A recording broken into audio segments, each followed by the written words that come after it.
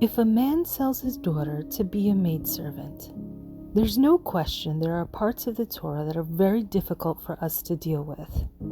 And in this week's Parsha, we encounter the laws of Jewish slaves. Now the Torah points out a specific story involving a father who has sold his daughter to become a maidservant. Now this is something that sounds very difficult to understand, but the Rabbi explains that a man is not allowed to sell his daughter unless he absolutely has no other way to support himself. And the Rambam concurs that his father may only sell his daughter in case he becomes so destitute that he loses all his possessions, including the shirt off his back. And although he sold her because of destitution, the father should be forced to redeem her and avoid a blemish on the family. Now it's interesting to note that the Torah in Shemot 21:7 that starts off, if a man sells his daughter to be a maidservant, but ends in Shemot 21:8 with the verse, seeing that he has dealt deceitfully with her. What's going on in this picture?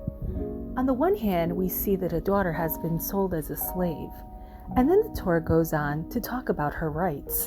And what does this mean, seeing that he's dealt deceitfully with her? Rashi brings down that this is a father that dealt deceitfully with her by selling her to a man who was unwilling to marry her when she reached the age of maturity, and therefore her father would not be permitted to sell her again. And this is alluded in the verse, seeing that he has dealt deceitfully with her, which according to the simple meaning refers the master who neglected his moral obligation to marry his maidservant. But Rashi adds that this he could also refer to the father. And the Me'am Loaz agrees that this explains that the father behaved in a particularly cruel manner with his daughter, and should have gone to greater lengths, including becoming a stone carrier instead of selling his own daughter. And the Mikan Belula notes that our verse calls the father man because he doesn't even deserve the title of father, since he had no mercy on his own daughter. But if selling one's daughter as a maidservant is such an act of cruelty, then why would the Torah allow it in the first place? Could it be that the Torah intended this to be a protection for the daughter? Whenever a father is not in a position to support his daughter, he has the opportunity to hand her over to the master who treats her exactly as his own daughter, providing her with the same standards of bed, clothing, and food. The master is also not allowed to make her do degrading kinds of work, not even to tie his shoes. And when she reaches maturity, the man who took her as a maidservant is expected to either marry her off or marry her off to his son. And upon marriage, the Torah makes it clear that she receives the same rights as a free woman. And if he betrothed her unto his son, he shall do unto her after the manner of daughters. And this is brought down in Shemot 21:9. But the Torah goes even further and makes it a point to say that if this man takes another wife, her food, her clothing, and her conjugal rights shall not be diminished. And Rashi explains that this verse refers to the son who has agreed to marry his father's maidservant. If he takes a free woman in addition to her, he's not allowed to diminish her marital rights.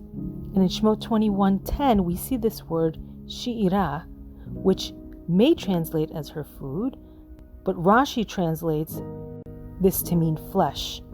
And according to the Ibn Ezra, the reason it's called shi'ira is that the food maintains the flesh of the body. And this verse is actually the source of the Torah obligation that a man must provide for his wife food, clothing, and conjugal rights.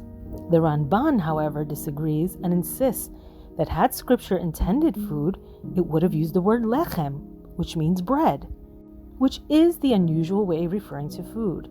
And therefore he held that the obligation of the husband to provide sustenance for his wife is only rabbinical. The word shi'ira refers instead, according to the Ramban, to closeness of flesh, and this implies that a man is not allowed to treat his wife in the way of the Persians who lived together while being fully dressed. The Jewish way of intimacy involves closeness of the body without the interference of clothes.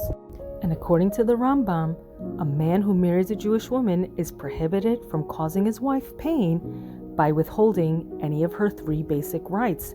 And according to the Shulchan Aruch, if a man withholds physical intimacy, then he has transgressed the verse that states, her conjugal rights shall not be diminished. Now in today's day and age, sex is really regarded as just a physical act.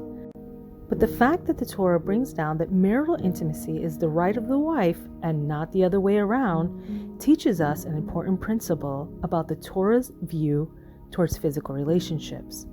Now, it may be true that men have a greater desire for sexual intimacy, but living with his wife should be an unselfish act of giving in order to satisfy her needs. After all, most women do not separate sexuality and emotional and spiritual closeness.